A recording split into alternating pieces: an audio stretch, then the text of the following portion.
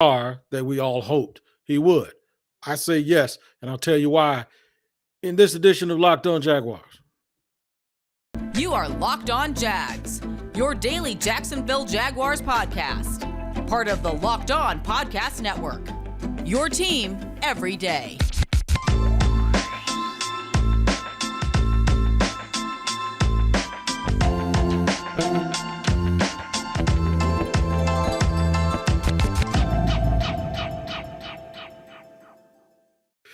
Hello, everybody. Thank you once again for tuning in to Locked On Jaguars, where it's your team every day, your local daily podcast about the Jacksonville Jaguars. I am Tony Wiggins, your host.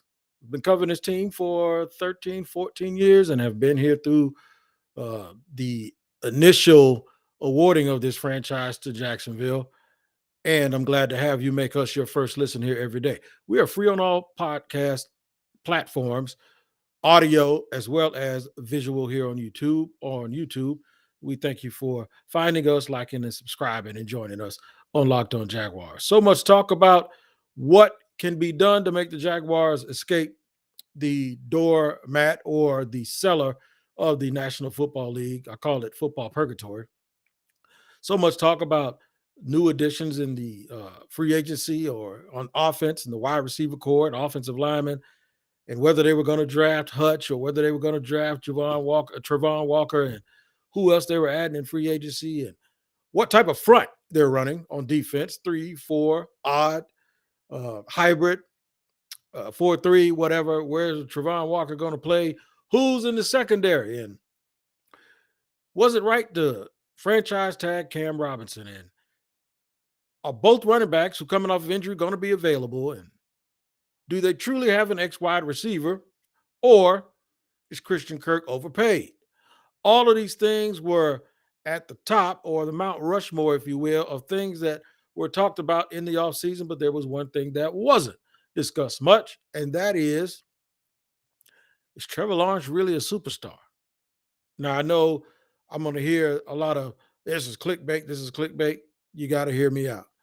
With so much focus on Doug Peterson and who the GM was going to be, and them not adding a GM, and the team retaining Trent Baalke and Doug Peterson and Byron Leftwich and all of this stuff, and Peterson actually getting rewarded the job, and talking about, yesterday we talked about whether or not he had the trust of the players, and did they do good enough in the draft? I'm going on and on and on and on, because the forgotten topic has always been, well, what do we have in Trevor Lawrence? Well, one of the things I can tell you that we have in Trevor Lawrence is a guy with a tremendous amount of potential at the quarterback position, a guy who was thought to be a generational quarterback by, I'd say, roughly 80% of the people who monitor the NFL draft. But then you had this other group of folks. They weren't Trevor Lawrence truthers, right? They weren't Trevor Lawrence truthers. It's like they're saying he's not Andrew Luck. He's not Patrick Mahomes. And it's funny to me when they talk about generational talents and then they use Patrick Mahomes because of what they've seen. But one of the things I add caution to is this. Mahomes wasn't even considered a generational quarterback when it was time for him to be evaluated when he came out in the draft. In fact, a lot of teams passed him up. True. Josh Allen, who's the quarterback in Buffalo, wasn't considered a generational quarterback. In fact, there were a lot of people who wouldn't have taken Josh Allen. True as well. Trevor Lawrence was considered by most to be a generational quarterback at the time that he was drafted. The dissenters from that, namely Chris Sims, and I'm going to bring his name up because this subject came up because of another tiered list of quarterbacks that was put out there. And Trevor Lawrence wasn't necessarily, he wasn't dissed. He wasn't put on a bad tier, but you can almost hear the skepticism through a tweet or through a picture where he was considered the best prospect. And now there are some people that say, well, he's the fourth best quarterback in that draft. Those people are out of their minds, by the way. But what I think happens is expectation levels for different people, it's different things. So Trevor is going to be judged in a way that other people aren't. Now, here's what I'll examine today on the show. What did he do to make people who thought he was generational still think he's generational? What did he not do for people who didn't think he was generational for them to continue to believe that? In segment 3, I'm going to say, what does he have to do to convince the people who were believers in Trevor Lawrence that he is going to be as good as they thought? And why it does not matter whatever he does, there are people who are still going to be skeptical until he retires. We're going to get through all of that stuff, and we're going to do it here on this episode of Locked On Jaguars. I want y'all to stand by and listen up, man, because we're going to have a good show for you today as we discuss it. I'm going to tell you first about my friends and our partners over at Athletic Greens. They make a product called AG1, and I'm going to tell you how you can incorporate AG1 into your life. Why do you need to consume it, and when do you take it? You take it in the mornings because it gives you a lot of energy. And you do it because it gives you the amount of vitamins and amount of nutrients that about 75 different vitamins would give you. The energy level that you get is off the chain. I'm telling you, man, you will not be sorry by trying AG1 from Athletic Greens. I do it every single day. I put it in a cup of water, stir it up, and I drink it. It soothes my stomach. And for me, I've had issues recently with something called diverticulitis, where I have some improprieties in my gut health. This product to me makes me feel better, and it helps me out and gives me those vitamins. It's very easy to drink. It's plenty tasteful. But the thing is, it'll keep you from having to stand there and take 75 vitamins all day to give you the nutrients and the energy that you need. What you need to do is go to athleticgreens.com/NFL Network to take ownership over your health and pick up the ultimate daily nutritional insurance. Probiotics, nutrients, vitamins, great gut health. It helps your immune system. It has vitamin D. And I'm telling you right now, man, if you do this, Athletic Greens is going to give you a free 1-year supply of immune-supporting vitamin D and 5 free travel packs for your first purchase. All you have to do is visit athleticgreens.com/NFL Network. athleticgreens.com/NFL Network. And this is your man, Tony Wiggins here, welcoming you into segment 2 of Locked On Jaguars. What did Trevor do that was going to change the mind of, I'm going to just call them dissenters. I'm not going to call them haters because it's just people with an opinion. Nothing. He threw way more interceptions than he did touchdowns. I think he went the last 7 weeks of the season without scoring a touchdown. If you just look at numbers, folks say numbers don't lie, but I also say, well, they don't tell the whole truth. Last year was a disaster for not only Trevor Lawrence, but for a lot of people in the Jaguars organization, because they had what you call an extreme lack of leadership, an extreme lack of direction. In fact, it was misdirection and poor leadership that pretty much ruined the rookie year of not only Trevor Lawrence, but every other rookie on this team. This may have been single-handedly the most dysfunctional, and this is including years when the Raiders fired their coach for racial overtones or racism in emails, where they had a player who unfortunately took someone's life driving 160 miles per hour in Vegas, where they had another player who got booted off the team for threatening somebody with an assault rifle on multiple occasions, from what I understand. The Jaguars season was still more dysfunctional than that. Yeah. More dysfunctional than the one in Houston, where the quarterback was accused by 22 women of sexual improprieties during massages. It still blows my mind that the dude got a massage from 22 different people in his lifetime, not just to mention a short period of time. From veterans wanting to get rid of one of the executives, and from insensitive statements coming out of a banquet, from them hiring a coach and firing a coach, still nothing compares to what happened here in Jacksonville under Urban Meyer. if you take all of that stuff into consideration, that's actually a feather in the cap. That's actually a feather in the cap to me for Trevor Lawrence. Because here's what he did, in my opinion, that if you were a Trevor believer from the very beginning, you still are a Trevor believer. Here's what happened. Through all of that madness, he stood tall. He never shrank. You never saw him afraid. He always came out and grabbed this football team and tried his best to will them to win. He never appeared to be mentally broken, fatigued, to lose confidence in himself, ever. And this is considering he was constantly asked to be a press secretary.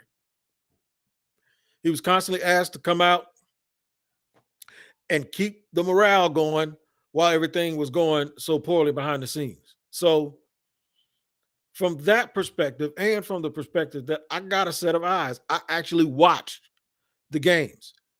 I saw Trevor Lawrence trying to play beyond the X's and O's. I saw him throw interceptions when he was trying to will and push this team to victory. And I also saw guys not getting open. Yeah.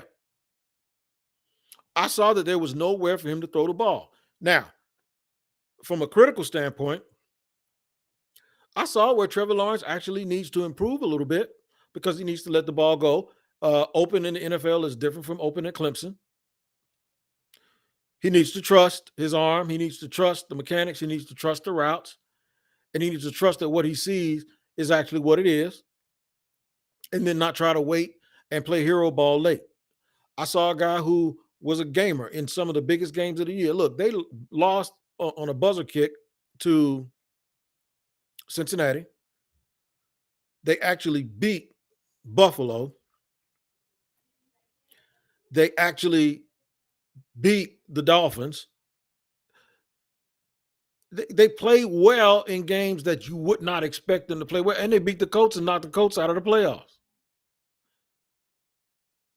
And he played well during those games, and he was a leader during those games. So to look just at the record and to look just at his stats, it'll lead you to a little bit of a blind spot when you're talking about him and what you think of him. Now, these lists that have been coming out, they've been ranking these guys in tiers, T-I-R-E-S, not T-E-A-R-S.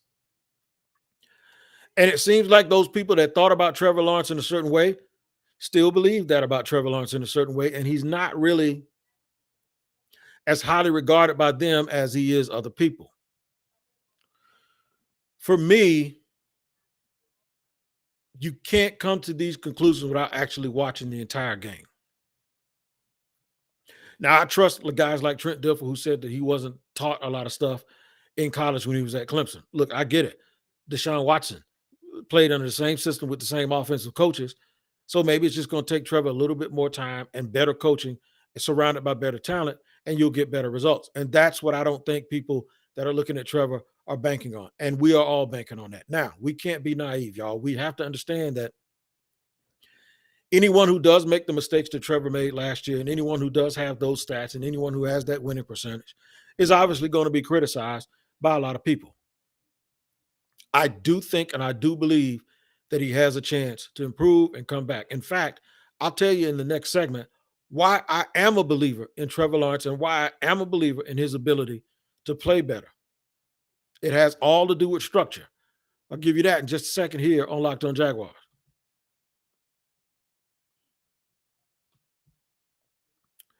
All right, man. Tony Wiggins here. Welcome back to Locked On Jaguars, where it's your team every day, and we thank you for making us your first listen. Also, make sure you check out Locked On Sports Today.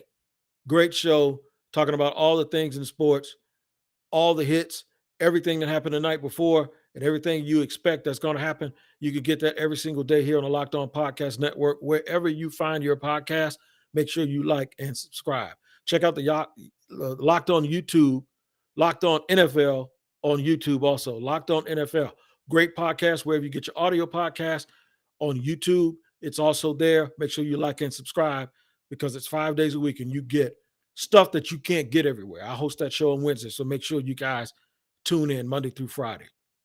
Make that your next listen after you make this Locked On Jaguars your first. So I'm confident that Trevor Lawrence in 2022 is going to have a rebirth and regain some of that momentum he had when he came out of Clemson. Why am I confident of that? I touched on it in the last segment that I still believe in his talent. He never buckled. I still believe he's confident. He never wavered. He never shrank. He never got skinny as if things were too big for him. The other thing is in watching those games, I saw him make 4 or 5 throws that there may be 5 or 6 guys in this league can make consistently. Throws into the back of the end zone. Throws where the ball dropped right in. Throws he was running one way and threw it another. You're not going to make your living in the NFL as a quarterback making trick shot throws. But it does still serve as a bit of an indicator of his talent level and what you can extract from him if put into the right situation. Now, that leads to this. I think Doug Peterson is going to get the absolute best out of him.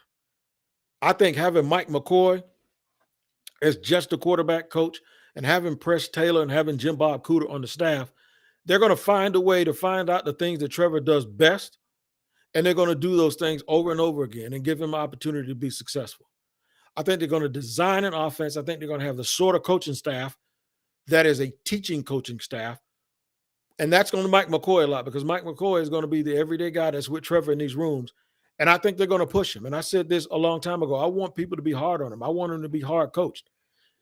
And that's not a negative towards Trevor because, to be honest, every great player loves hard coaching. They want to be pushed. I used the example of dogs, and everybody thought I was crazy the first time I did it. But I'm going to tell you right now, get a Presa Canaria or a King Corso or a Rottweiler or a Shepherd or a Belgian Malinois or a Dutch Shepherd. You get a high-energy working dog, they love discipline and love being pushed because it's in their nature. I think highly talented people are the same way. I think highly talented people strive under stress, and they will even manufacture a chip on their shoulder just to make sure that if you're not pushing or if somebody's not competing, why do we joke about Michael Jordan finding everything and saying, and I took that personally? That's a meme now.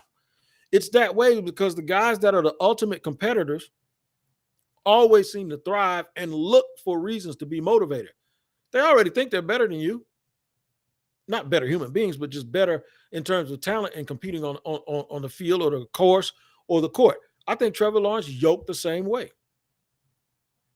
There are some people that go back to when he said football. I don't paraphrase him. He was like, it's not really that important or whatever. And they're going to sit there and make that seem like he's not all in on football and he's not all in on winning. I don't find that to be true. I think he's a highly competitive young man. I think Trevor Lawrence is really a guy that, if put in the right situation and challenged enough to be great, that he's going to actually set a standard for himself where he's actually going to surpass that or surpass any sort of goals anybody else will put on him. They're not going to be what he puts on himself. You have to listen to him. You have to be around him. You have to watch the way he interacts, watch the way that he competes, and then you'll probably come to the same conclusion. The weapons that they put around him, I do think, even though it's probably not everything that everybody wanted, it's better. It's more improved. So now the number 1 guy you had last year, maybe your number 3 or number 4 guy this year. Well, that's how it usually works when you want to improve and get better. So I think the weapons, the coaching, the insulation about the position itself, or how they have so many coaches on staff who have had experience with quarterbacks. I think the system that they're going to run, the trust that he has in the coaching staff, all of those things are going to help. All of those things are going to help. Now, here's whose mind it won't change and why. Anybody that thought he wasn't going to be good until he gets to the point where he's Patrick Mahomes or Aaron Rodgers or Tom Brady, those doubters are still going to believe what they believe. And that's as simple as this. People believe what they want to believe. Folks will make whatever thought they had, they'll try to make that come into fruition, and they'll go out of their way to constantly judge Trevor Lawrence because they didn't think that he was automatically going to be a superstar. Every single thing he does is probably going to be questioned until he gets to the point where he's so successful where you look ridiculous questioning him, where it looks like you're like, what? Are you serious? You're crazy. you'd be crazy to deny it. And that's how it has to get to that point. So I don't beat people up about their opinions, but I will say this. Once he shows those folks, don't think that they're going to just automatically come his way and start realizing, yeah, you're right, Trevor's this great guy, or he's this great player. You're not going to make people happy that believe that he's not going to be very good from the very beginning. I am going on record, and I'm telling you, I think he makes a step. He takes the step to being a top 10 guy this year. And I think within 2 years, he'll be a top 6, top 7 quarterback in the league. And if he does that, that means he's going to start lifting his franchise up. It's going to be like a balloon, man, one of those hot air balloons you see. Once you pour more into Trevor, and once Trevor starts realizing, and the bigger he gets, the higher this team and this franchise will go. That's when I think you'll be cooking with grease, and that's when I think you'll be realizing that we got something here. But those folks that doubt him, they probably won't believe it until he's a 2-time Super Bowl MVP. They're going to convince themselves that he's not going to be as good as we all think. It doesn't mean that he doesn't need to fix his mechanics. He does need to work on mechanics. He does need to get rid of the ball. He needs to see things a little bit quicker. But all of those things have been said by a bunch of quarterbacks who got it and they figured it out. Josh Allen is the biggest case in point. Remember, Trevor played early. Patrick Mahomes didn't. Patrick Mahomes started one game his rookie year. He got a chance to sit. Aaron Rodgers got a chance to sit for like 3 or 4 years. I think it was 3 seasons. And in the 4th year, he started. Everybody isn't going to have the instant success of a guy like Russell Wilson. It just doesn't happen that way. Josh Allen didn't have that kind of success. So when you comparatively look at the way Trevor Lawrence played, from my eyes, statistically, it didn't match up, but he sort of reminded me, when I watched him, he looked like Peyton Manning. I saw Peyton when he was a rookie. I saw those 28 interceptions. Reminds me of a very competitive guy who wants to win so bad. And Peyton had better weapons. So that's why he was able to also throw 26 touchdowns to those 28 interceptions. But that's sort of what it reminded me of. It reminded me of Peyton Manning without the gaudy stats. But it was a guy that, even though he didn't play well all the time, you saw the potential and you saw the fact that he was going to have a brighter future. And mainly it was because the confidence never wavered, and the leadership style and the way he went out about his business every single day never wavered. So if it's up to me, Trevor Lawrence is going to end up being the star that Jacksonville thinks he's going to be. You guys are stars too for joining us every single day. I want you to have a wonderful weekend and celebrate Memorial Day. Remember, Memorial Day is not Veterans Day. I am a veteran, and I thank everyone every chance I get. And I got 3 kids that are veterans that give us thanks and praise on Veterans Day. Memorial Day is a little bit different. Memorial Day is for those who made the ultimate sacrifice and lost. I think about Scott Spicer.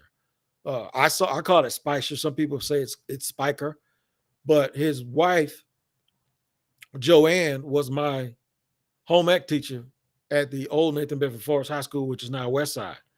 And a quick story about that is, I always remember her because she was our favorite teacher. Me and my buddy Cedric, we used to always laugh with her and have fun.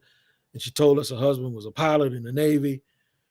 Well, I went to North Dakota first, and then I went to Germany, and I was in Spangdahlem. Well, the town outside of the base was called Spicer, and it's spelled the same way as Spiker, but it was called Spicer. I was actually at the Spicer gate, which is the back gate of my base, guarding it, when they brought us out breakfast and they brought us out the Stars and Stripes, which is the Air Force newspaper. And I saw that a pilot went down and his name was Spiker or Spicer, and that he was stationed, I believe it was at NAS Cecil Field or NAS Jax, one or the other. And I automatically it hit me in my head. That's my teacher, Joanne. That's her husband.